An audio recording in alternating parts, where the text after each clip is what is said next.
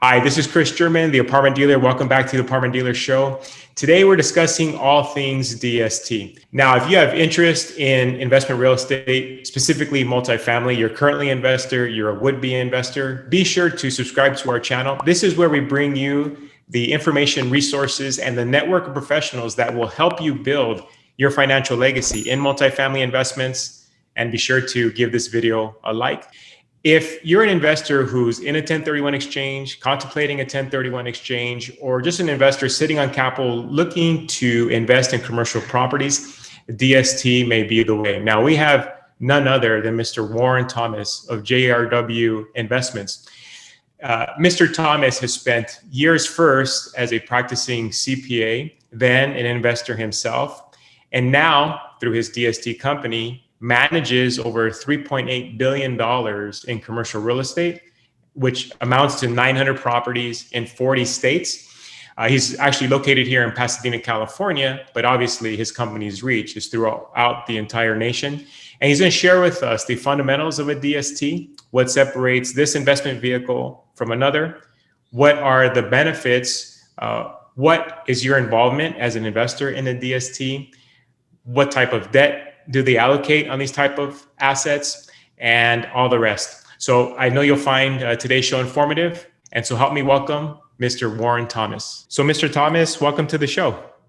Well, thank you. Thank you for having me. Now, I know you're going to take us through the ABCs, if you will, of a DST and investing in a DST. But if you can, for our audience who are unfamiliar with who Mr. Warren Thomas is, maybe a little bit on your background and how you came to be involved in the world of DSTs. Great. Happy to share that. So I originally started as a CPA. I'm actually the oldest person in my company, one of the three founders. And my career began as an auditor with Ernst & Ernst, downtown Los Angeles. By the 80s, I founded a CPA firm that served Southern California, and I ran that until 2007. In that process, we introduced financial planning to the practice in 1991, and that was through New York Life Insurance. So became familiar with all of the securitized products, from insurance to mutual funds to annuities, et cetera. But we really were developing a real estate specialty. So we were engaged in reviewing hundreds and hundreds of programs that were being built for the 1031 investors from the early 2000s. And then finally in 2012, after I had retired from the CPA business, we launched a company called ExchangeRight, and I'll be referencing ExchangeRight in our conversation today. ExchangeRight became, by 2015, the third largest provider of DST programs in the United States. And last year we were number 2. Okay. And so at the opener, I did mention that you're the president of JRW Investments, while also the managing member of Telos Capital and ExchangeRight. So I imagine they're all kind of interwoven. They are. The ExchangeRight as a company focuses on providing specific programs for 1031 investors. And we service a investor base that is largely a retiree or pre-retiree. We have issued approximately 60 different programs since 2012, and all of our programs have met or exceeded their projected returns. So that's on the ExchangeRight side, and I'll give a little bit of an example of that as I get into some slides.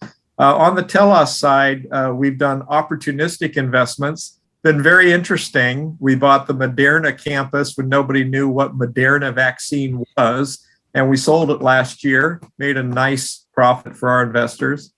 We've also bought warehouse and industrial space. I bought property in Ohio that was leased to Sears because I was confident Sears would go bankrupt and I'd replace them with somebody that would improve the value. So bought something at an 11 cap. Put Costco in as a new tenant, and then sold that one last year as well. So, we're involved in a lot of different things. Those opportunistic or Telos programs are not for 1031 investors, so I'm not going to really be talking about those much, but we enjoy having exposure and experience in many different asset classes. And you mentioned a good portion of your client base, at least with the DSTs on the ExchangeRight side, are retirees. And yes, That's what we were looking for, because oftentimes our clients have owned these multifamily properties 20, 30, sometimes 40 years. And if they were just to sell outright and cash out, although they are trying to get away from the management aspects, they would just get slaughtered in taxes. And so a lot of things, the obvious solutions to this would be a 1031 exchange, but then they're back into property again and they're trying to get out of investment.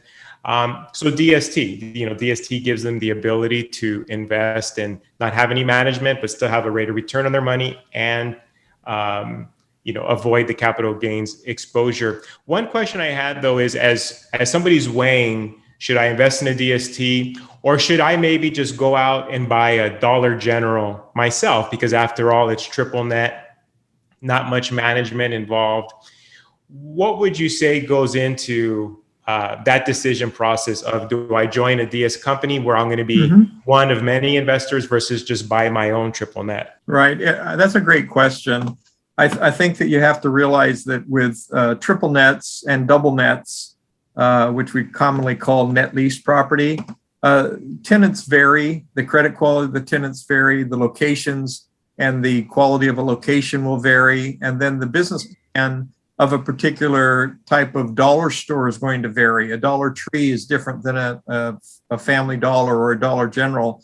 So as you get into those nuances, I think you'll find that most of the time, the apartment investor, they know apartments. They know how to collect that rent. They know how to do the turns on their units, but they may have never gotten into this net lease business before.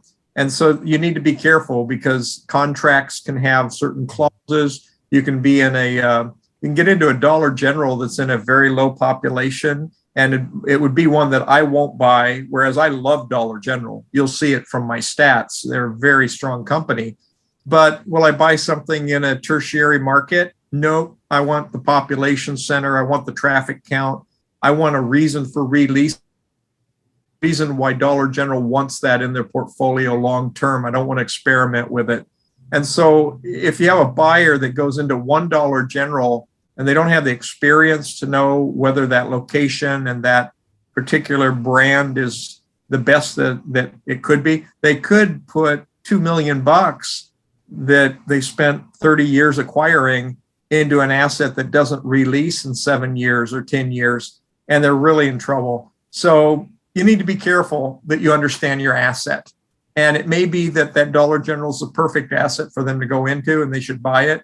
But I think going with a DST like ours, I'm currently managing 900 net lease assets. And so we've got the systems down, we've got the internal legal, we've got the internal accounting, the property management. It's all being handled. And even though you look at net lease and you may say, oh, it's net lease, the tenant's responsible for everything. Well, at the end of the day, we own it or you own it as a landlord, which means you have the risk of ownership. So that changes the way you look at things, right? It changes the way you manage the properties.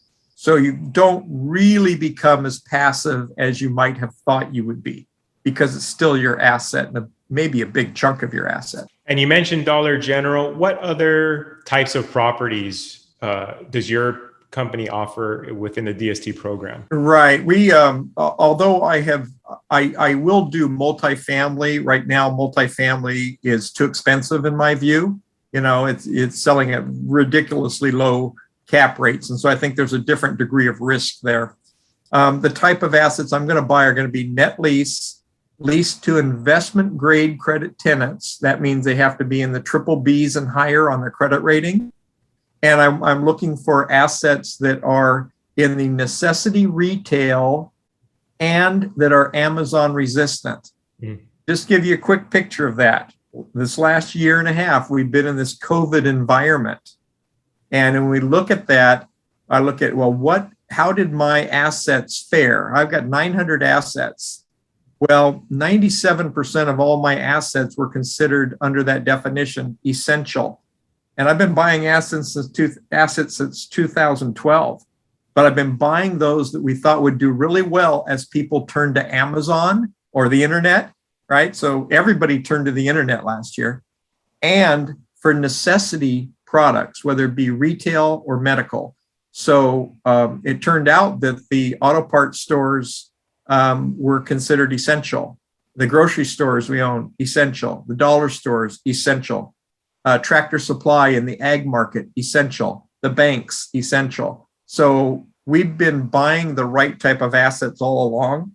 And those that didn't qualify as essential had good credit. So we never missed any rent payments from any tenant.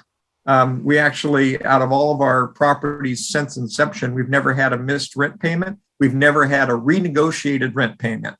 So that allows you to have a pretty much a perfect track record. So we've been very, very fortunate that way.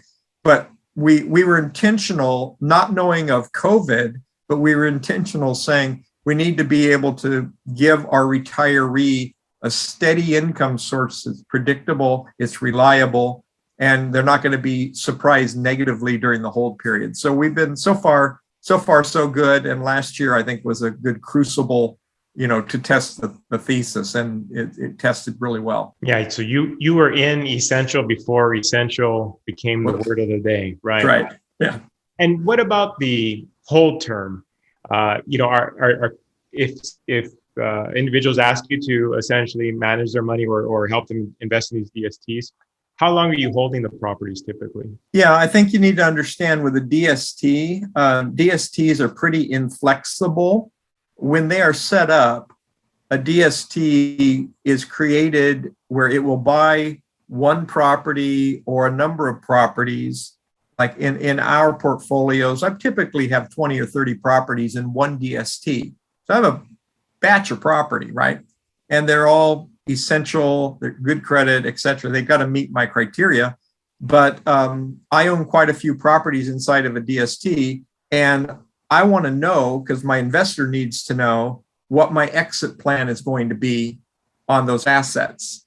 Because once a DST is formed and you drop those assets into the DST, typically you have cross collateralization of the loan against those properties. So you're not going to pull out one property here and one property there and sell them. You also, the DSTs do not allow you to refinance during the hold period. And they also don't allow you to buy new assets to add to the DST during the hold period.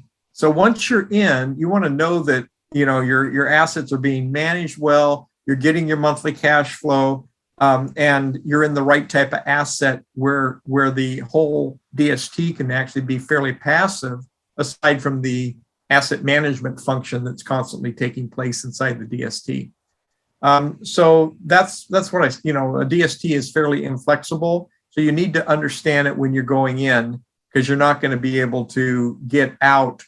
Typically, when I say can't get out, you'll get out when the hold period is supposed to be ended. And although a DST sponsor, like my company, ExchangeRight, although we have the flexibility of being able to sell the assets as a whole early, we go into it we have a shorter term and we have a midterm program. Shorter term, our hold is only 3 to 4 years. The midterm, our hold is 5 to 7 years. And if an investor wants to be in longer than that, they probably need to look for a different DST. Typically, DSTs will be from, as short as a 2-year to as long as a 10 to 15-year hold. Okay, and so if I come to JRW Wealth and I have $1 million, it's not that you're just the go-between between me and Home Depot, for example. It's not just one property I'm holding in the DST. I'm actually going to own a basket of several properties in the DST, or my $1 million bought me a piece of interest in multiple properties, not just one. That's correct. And a 1031 investor can come into more than one DST as well. So take your investor that sold and has $1 million of cash sitting at their accommodator, and that cash could go into as many DSTs as they want. They just have to watch the identification rules and the timing rules. But it could be that they come into one of my ExchangeRight DSTs that has 30 properties in it, and they want to go into an apartment DST that has 3 properties in it. So they can take their $1 million and actually diversify it decently amongst various DSTs, and those DSTs could have anywhere from one property to 30 properties in one DST. So they can become quite diversified. And what if there are decisions that need to be made along the way, whether that's capital improvements to the property? I was going to ask about the restructuring of debt. You already answered that. There is no refinancing allowed. But let's say there's decisions as the owner that needs to be made, but I'm only a fractional owner. How are those decisions made? Yes, I'm going to kind of take you back, Kris, to the days we called the TIC era. Mm-hmm. A TIC is a tenant in common interest, and you had these investments back in the early 2000s. They were typically structured as tenant in common.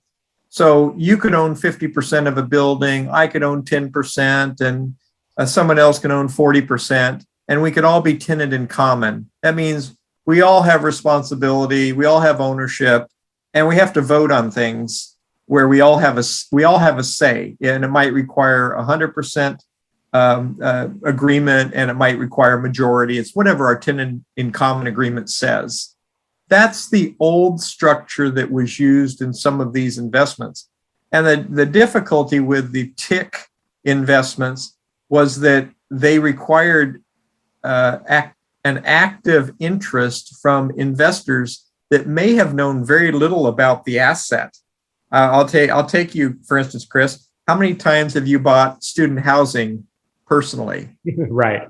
Yeah, probably not at all. Now, I've built it, I've bought it, but I might go into a student housing deal with you, and you're asked to vote on an asset type that you've never been involved in. But it gets worse because under the TICs, you might have had 35 owners and all of them have to vote, and how many of these that were 65 when they came in, and maybe they're making a vote when they're 72, or maybe they were 80 when they came in and they're trying to vote at 88 years old, and they don't know anything about the asset. So that's a problem with the old structure. And those old TICs, there were other issues with them too, but because they were limited in the number of people, and then those people that went into them had responsibility for voting, they were problematic. These days, the DST, DST is a Delaware Statutory Trust. And under a Delaware Statutory Trust, you have a trustee and you have a manager of the trust. And the investors, for tax purposes, they're considered the owner, so it qualifies for 1031.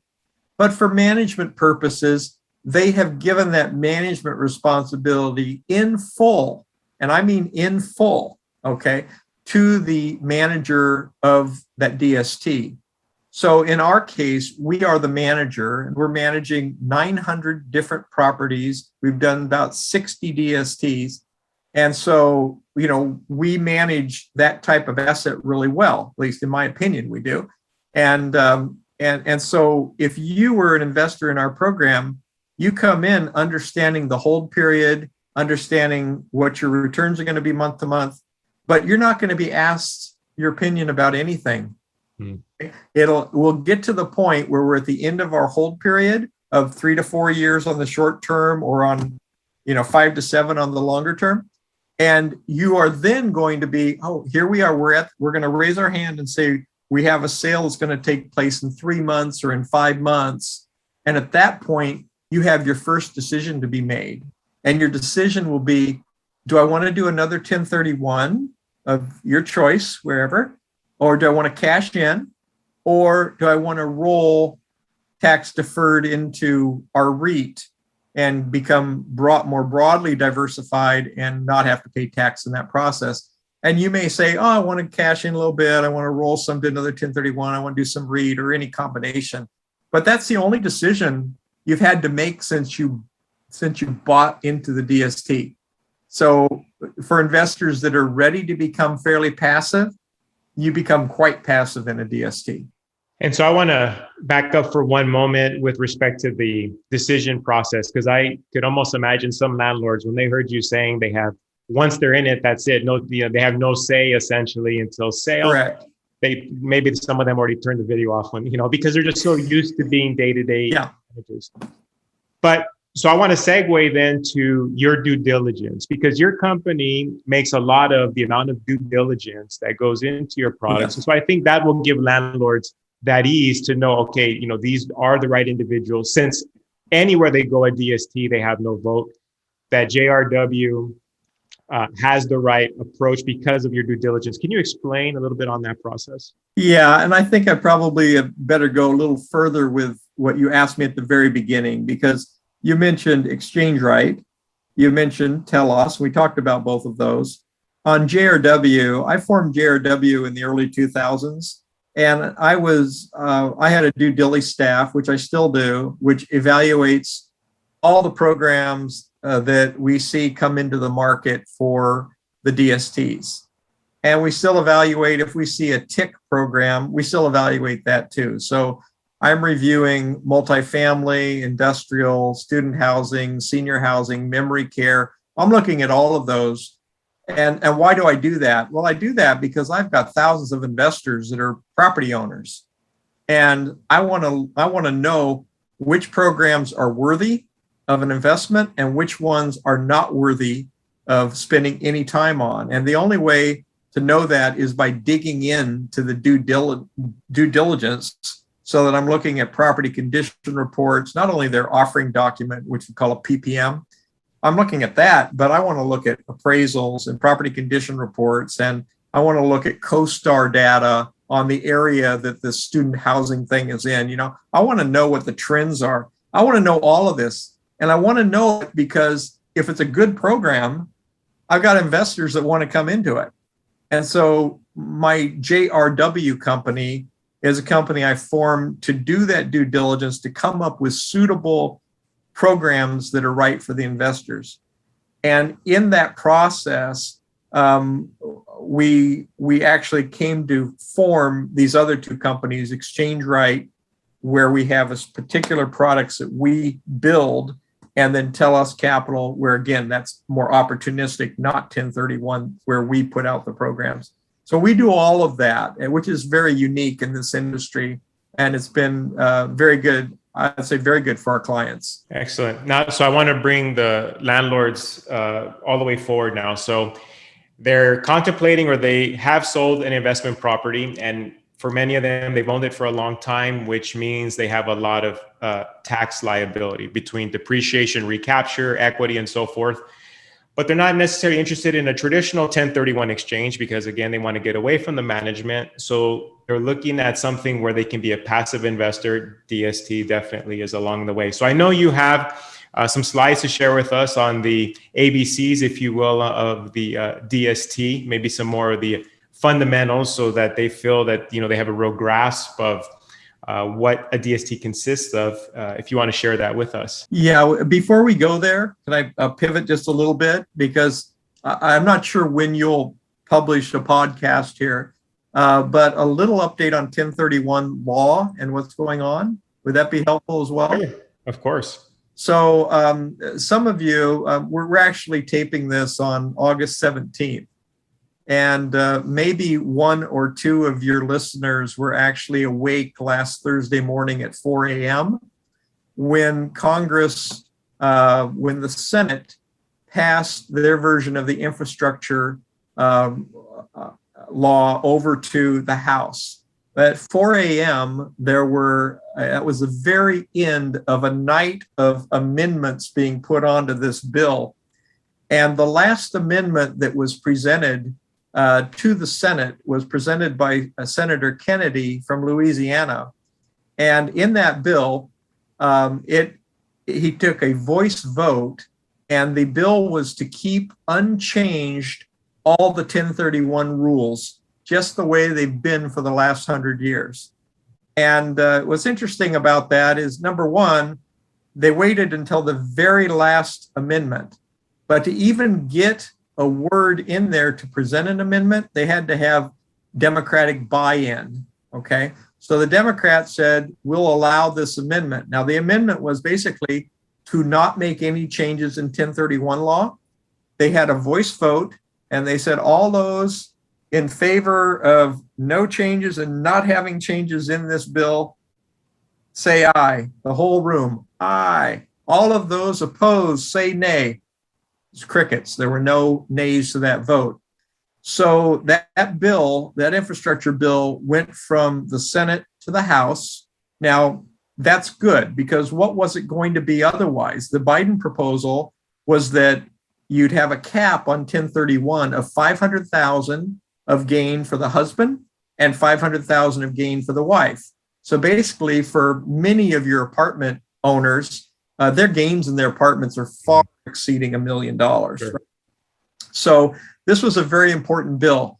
Now, does this mean that the battle is over? The victory is won? Not by any means, right? No. So what's happening now is that the House of Representatives is receiving this bill from the Senate, and the House can either accept it as is, which is quite unlikely. The House can have a committee formed, which involves House members and Senate members, and then they come up with a compromise bill that has to be voted on in both chambers. And that's very likely what will happen.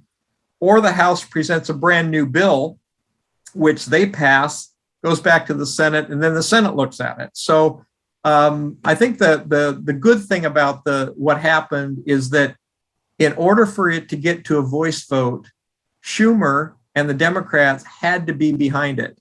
Now, frankly, my partner and our company, we've been extremely active in educating members of Congress on both houses as to 1031s, as to the fact that writing the law the way they wanted to write it would raise about $2 billion a year of revenue, but it would cost $37 billion a year in jobs.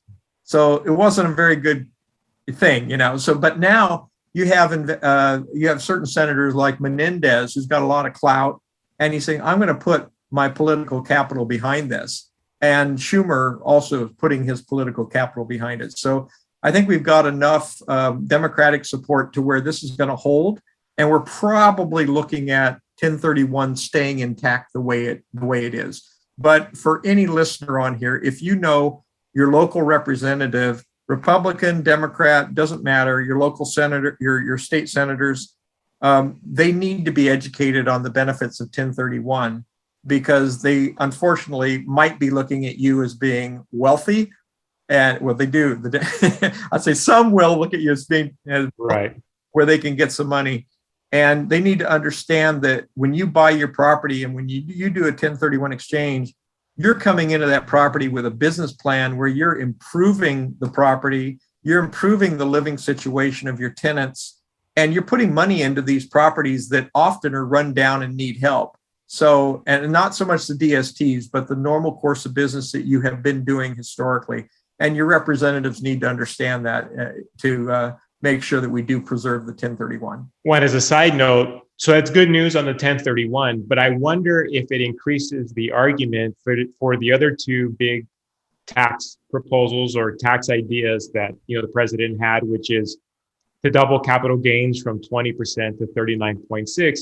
And to alter the step-up basis. So I wonder if while we keep the 1031 exchange intact, somehow it creates more pressure for those two, because after all, they've printed $4 trillion, and I imagine there'll be more, and they have to figure out how to pay the bill. And so these tax proposals have been ideas of how, essentially does the government create money to pay it? But that's a conversation for another day, but it'd be interesting how this goes forward. But I know the landlords are definitely at least happy where we are so far with the infrastructure bill and that amendment. Okay, so we talked a little bit already about net lease properties. So I'm going to be utilizing the type of properties that we put into our DSTs as an example when I get to the DST itself. But the typical names, as you can see on your screen, are names that you're pretty much familiar with. We're going to look at, we've already talked about me. I have two partners, David Fisher, who's also CPA, and then Joshua Ungerecht, who's our CEO.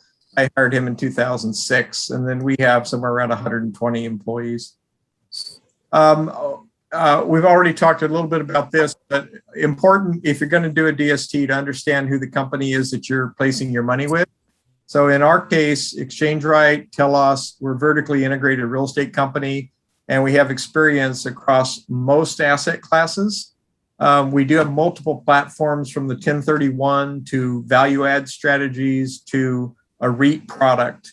We have over $4 billion in assets that we have purchased since 2012 and manage on behalf of investors.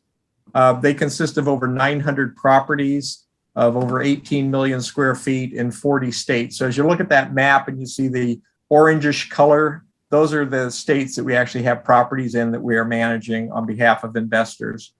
The next to the last bullet point says that all of our offerings are meeting or exceeding cash flow projections. And then finally, past performance is no guarantee of the future, but it may be an indicator that we're doing something right. So, and when we look at what we do in terms of the type of DSTs that we build, you look at the pie chart here, and you'll notice that 23%, almost 24% of our assets were various Walgreens.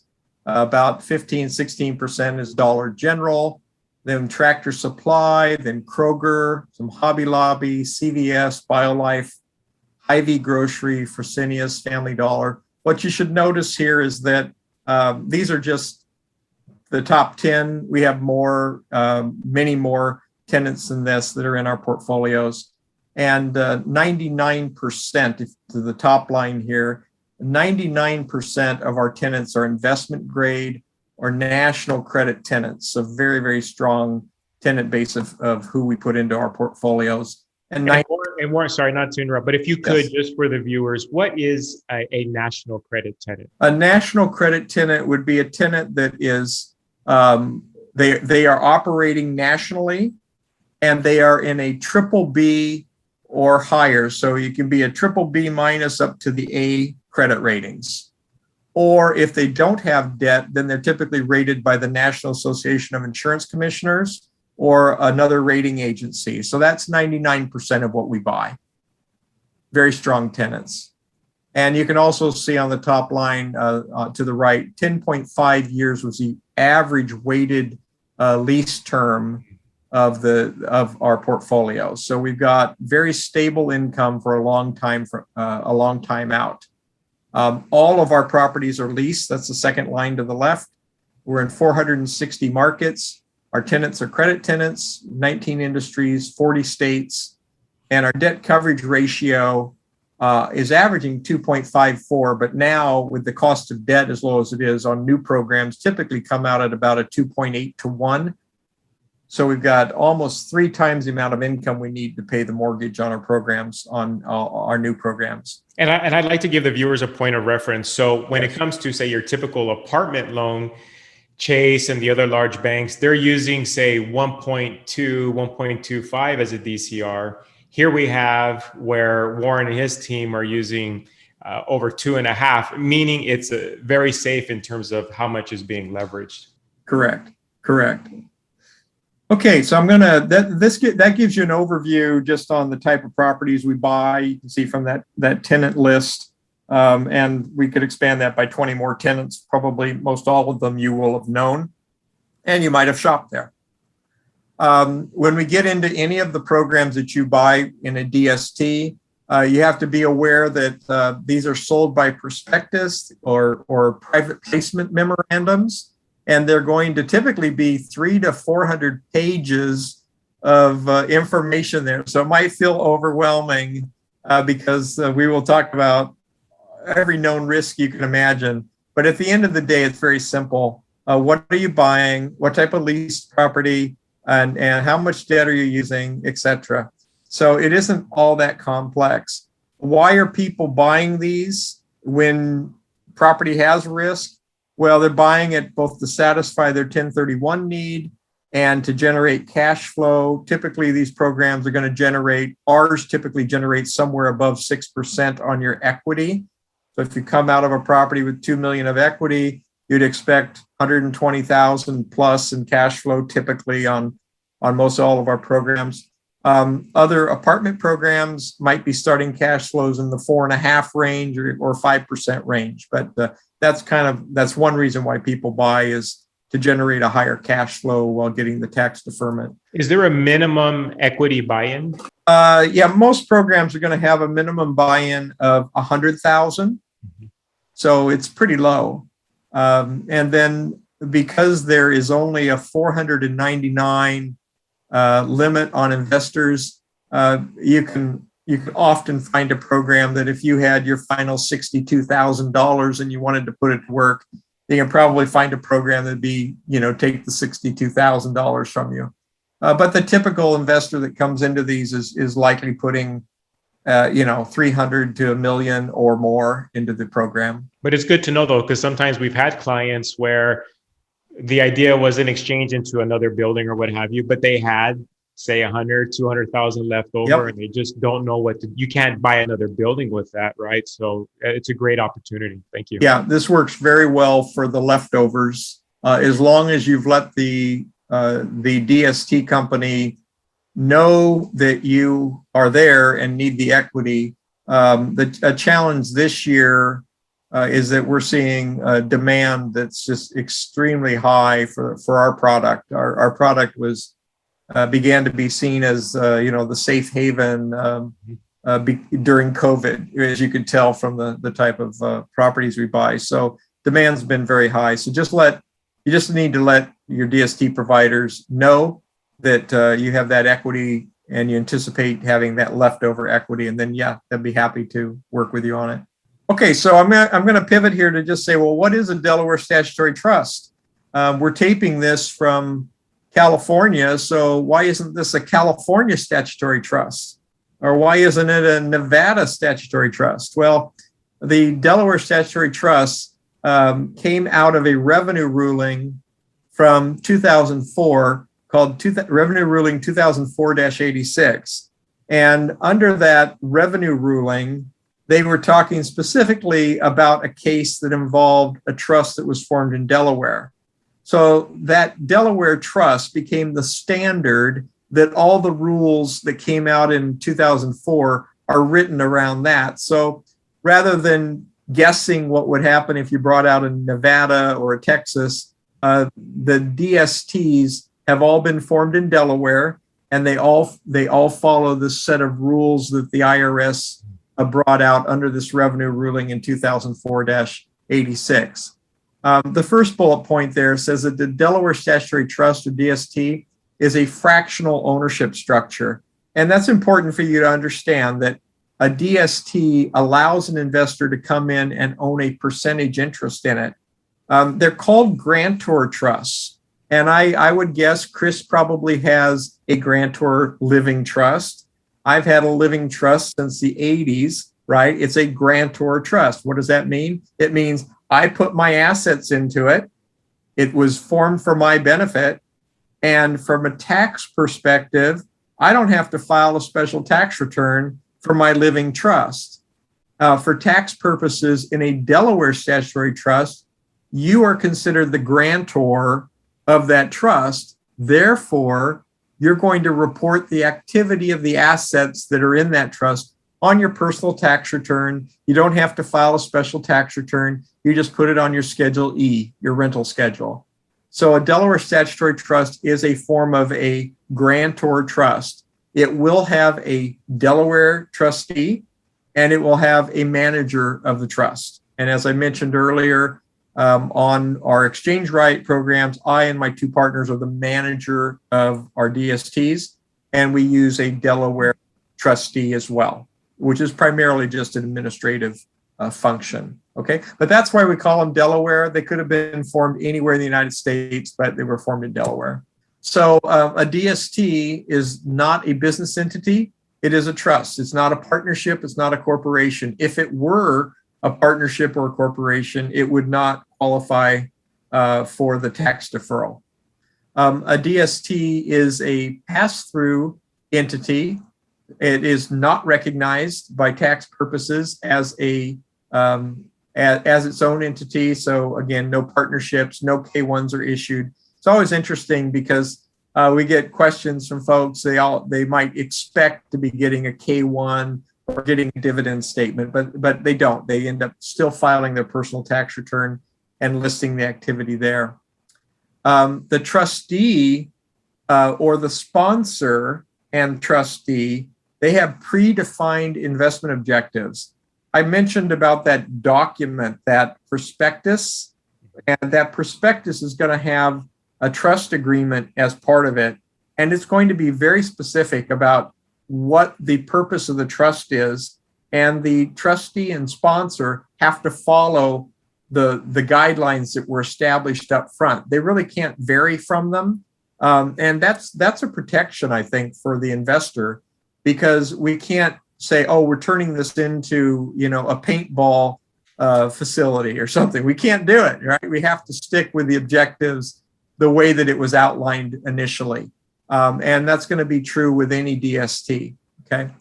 And then a taxpayer may exchange real property for an interest in a DST without recognition of gain under a 1031.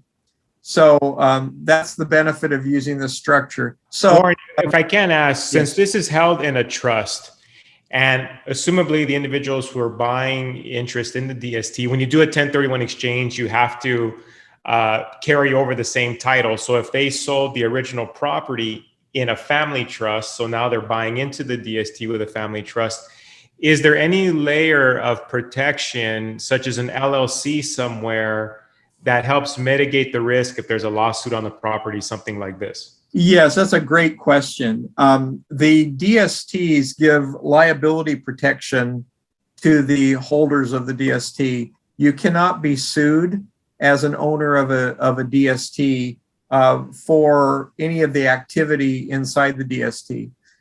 So, many of your investors, Kris, have formed an LLC to hold their apartment property. Sure.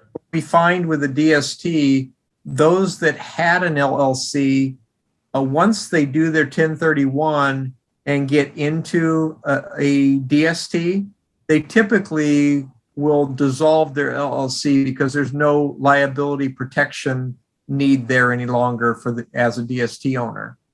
So if again, this is typically your investor might have held some of their apartments as an LLC, and that LLC is owned by their living trust.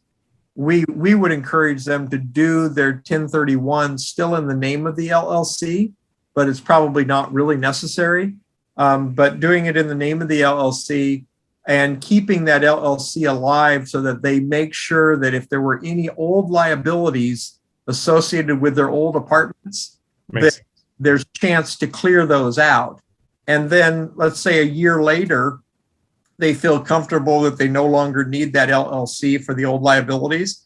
Then they contact California and the feds, and they just do away with it. And now their DST interest will be held in their living trust or in their personal name. Got it. Mm-hmm.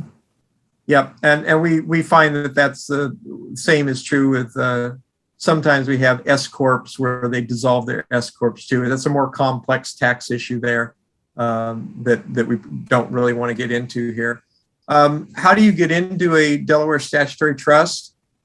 These are sold through either registered investment advisors or through investment advisors that are that work for various what they call broker dealers. And so to get into a Delaware Statutory Trust, you do need to be represented by a broker-dealer representative or a registered investment advisor. So by our companies, I do own 2 broker-dealers, so we could deal with investors that come to us to help them get into these. But what's the practical side of that? What does your advisor, and there are lots of great advisors, so you should use your great advisor if they are knowledgeable in these types of products. But they're going to ask you to set up an account with them. So you're going to give them your financials, your social security numbers, address, how do you hold ownership, all of that. And then they will be providing you with choices of what DSTs they're aware of and they might suggest they think are suitable for you. And they'll talk to you about what your needs are, what your needs are for liquidity, what your needs are for growth or just asset preservation. How long can the hold be? So you're going to work with an advisor that gives you that input. And then they should be helping you select the DST or DSTs that are most suitable to you. And then once you've had those meetings and you're closing your escrow on your sale, your money does not go directly to the DST. It goes to your accommodator first. So you're closing escrow on your property and whomever you're using for your escrow. And in your escrow instructions, you've told your escrow that your money is to go from escrow to a 1031 exchange accommodator. And I'm sure Kris can give you names. We've been on the board of the Federation of Exchange Accommodators. We can give you names of firms that do a good job. And your money goes there. And then once it's there, they become effectively the buyer of the next property on your behalf. So you don't have to touch the cash. And that transaction can be done immediately. And you become an owner of the DST. And the next month, you'll be getting your first check, typically the 15th of the next month. One question that probably has already come to the investor's mind is, what is the average rate of return on these investments, right? Show me the money. So on average, what can be the expense? And obviously, it can vary, and there's no guarantees. But on average, what would you say it is? Yeah, if I look at ours, our net lease DSTs, we have been on average between, and I'm just going to say during the last number of months. Okay. So during the last few months, we've been starting rate at between 6.1 and 6.3%. So again, on equity, if you're selling out of an apartment, you've got $2 million coming out and you were placing it all into one or two or three of our programs, you would expect that, in excess of 6% on 2 million would be 10,000 a month net. If you're looking at apartment DSTs or looking at certain industrial DSTs, the cash flows at the low end are starting in the low fours typically, and at the high end in the mid fives. And so you can say, well, why are we typically higher? Well, we're typically higher. One, we get great debt because the banks love our programs because they're so solid. And we also have efficiency where we're putting, 20 or 30 properties into one program. We're not trying to put a number of different loans on, which typically will cost more. So we've been consistently at that upper end, and yet we'll be very modest on the year-to-year increases in cash flow. So if you started at 6.1 or 6.15, the next year you might only be 3 or 4 bips above that in year 2, and then again year 3, et cetera. So, and I would have to imagine when going this route, it's really about consistent monthly cash flow, not necessarily a big increase in equity over the whole term. Yeah, I agree. I agree with that. It depends, it would depend upon the market. If I was buying into the apartment market in 2012, 13, 14, it's about a combination, right? It's cash flow and it's appreciation. And that pretty much didn't matter where in the United States you were buying. I mean, I went in the Phoenix market in 2010, 11, 12, 13, 14, and I bought strip retail that were being foreclosed on by the banks. And I had 1031 exchange investors come into some of those with me, and you couldn't, it was, you could hardly lose money because things were so cheap. Nowadays, things are not so cheap, in my opinion. So I would look at the cash flow as being the major play in what your returns are, because cap rates on most asset classes are pretty tight. And so getting out the other side with appreciation is going to be more and more challenging. Now, you could look at apartments and you can look at short-term retail, and you can look at that and say, well, I believe inflation is coming. I think the feds are spending so much that inflation is coming. And so therefore, maybe you're willing to pay that high price of multifamily or high price of strip retail, mom and pop shops and stuff. You might be willing to do that because you believe inflation is there. So just be careful, understand why you're buying what you're buying. But I take the position that everything's pretty pricey. And so this is a cash flow play first and foremost. And then in our case, I look at it as a preservation of capital play. Now, Warren, you've been more than gracious with your time. Of course, we want to let people know where they can contact you. But before then, just one last question. If I'm an investor and I say, hey, Warren's made me a believer, I'm really going to take a closer look at this DST. How do they vet one DST company from another? What are some of the things they should be cognizant of as they're vetting the various companies that are out there? Well, so on two levels. On the investment advisor level, just make sure you're working with somebody that has been in business for quite a while. I say that because there are a lot of, I'll say newbies, and I can say that because I'm 65, right? But there's a lot of newbies in the market that joined during this last upswing in the market. So be careful, not to say that they're not competent, just be careful. The younger they are, they might not have they may not have been spanked by the market yet, and you don't want to be the one that participates in that spanking with them. So be careful of that. Also, there is for the broker-dealer market, there's a thing called FINRA broker check.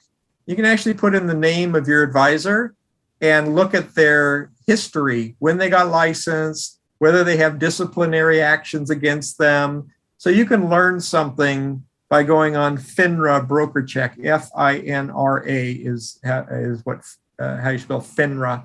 So you can look at that. That might be helpful. Testimonies, I don't know. You can get testimonies, good or bad, easily. But I look at that, and then do they really vet the programs? I mean, I've been vetting these things for the last 20 years, and I've spent hundreds of thousands of dollars on payroll costs for analysts for years and years. And so, how much work is being done behind the scenes to take a look at these different programs? And so that's just an important question to ask whoever you're working with. Now that deals with the advisor, right? Then you deal with the actual company. If they're doing a good job on vetting the companies, you should be able to ask them pretty deep questions about both the sponsor company's history and about the actual program they're suggesting to you. And you should get very thorough answers from them.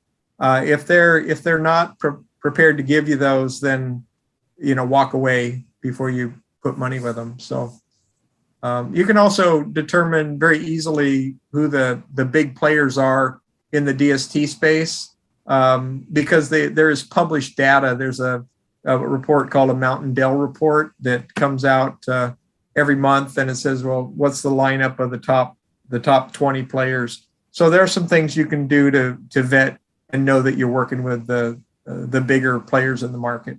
Well, thank you for that. And Matt, we're going to go ahead and put some of those links in the description for YouTube and so forth, because I think it's important that people be able to understand, who these companies are, who's running them, what's the track record, and so forth. Well, Mr. Thomas, thank you again for your time. I've learned a lot in our time together in terms of the DSTs. I myself even wasn't that familiar, because typically, again, our clients are exchanging from one building to another. Yes. But more and more, they're looking for an exit strategy, and I definitely now can see the benefits. So if the viewers are interested, where can they contact your company? How would they reach one of your representatives for some more information? You are welcome to reach me directly by email, and I will respond. And my JRW company email is probably my preferred. It is wthomas@jrwinvestments.com. So again, that is wthomas@jrwinvestments.com. Excellent. Excellent. Well, thank you, sir. And we wish you, your company, and your family all the best. Okay, thank you very much. I hope you found today's show informative. I know that I learned a lot, even myself, being a landlord the last 12 years and a broker of multifamily properties the last 15 years. I was not very familiar with DSTs. I have to admit that. And really what prompted today's show was a number of our clients coming to us wanting more information. I recently had a client who invested in a DST on his own. We had sold a multifamily property for him. He took a portion of the proceeds and invested in a DST. So it was time. It was time to help you dig into what a DST is all about, what they have to offer, the pros and cons. Again, I hope it adds to your repertoire, your information, your tool belt as a investment owner. Now, we have a number of interviews logged here in the coming months. We're also walking through currently one of our rehab projects. So what's the bottom line? The bottom line is we have a good amount of information that will help you in the building your financial legacy in multifamily properties. I highly, highly recommend that you subscribe to our channel, give the video a like, share the video with other landlords that you know.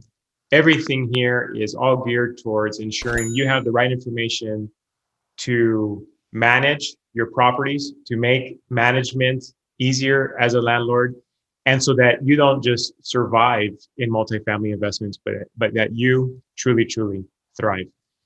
Kris German from the Apartment Dealer, and as always, wishing you positive cash flow, tenants who behave, and much protection from Uncle Sam. Till next time.